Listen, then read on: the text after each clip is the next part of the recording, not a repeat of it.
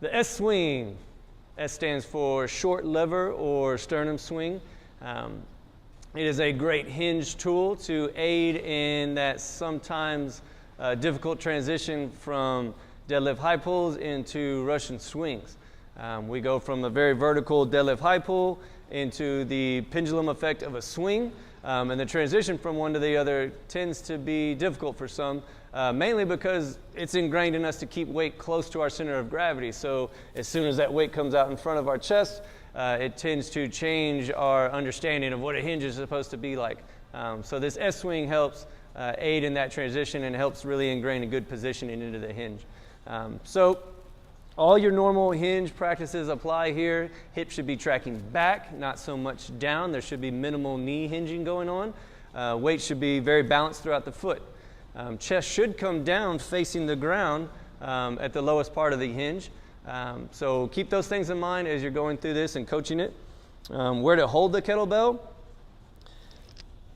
Front of the kettlebell would be held by both palms, and then the horns of the kettlebell could actually sit in between the index finger and thumb. We want to pin the bottom of the kettlebell into our, let's start with the stomach. Elbows pinned into the ribs, a little retraction with the shoulder blades to get a good activated upper back, and a nice stacked body. Head all the way down to heels, nice and stacked. Hips track back, explode forward.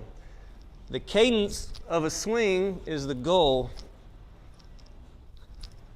but if we need to slow that movement down, we can.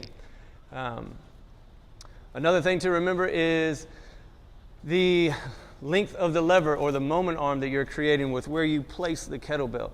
So y'all saw me have it in my abdominals. So from this point to my hips, the main pivot point of my body, that's what we would call a moment arm or a lever. So if I increase the length of that lever, that means I'll get more tension into my glutes and hamstrings. But we need to remember, if I do not hinge and simply bow, now all of that weight that I've accumulated by increasing that lever comes out of my hips and up into my lumbar, which is not a good position for anybody to be in. They won't be doing hinges very long if you let that continue. So it's fine to bring the weight up higher, but make sure that they do hinge back, very much so into the hips. They should have a very trusting hinge position if they're going higher. So your newer athletes could go lower. That way there's not quite so much torque. They might find a little more comfort there. The one negative to this is your arms and hands may fatigue after a longer set or round. So be mindful of that. Typically you don't need a lot of heavier weight.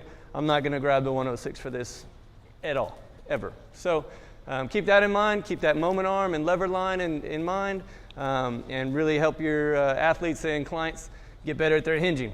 All right, guys, try it out.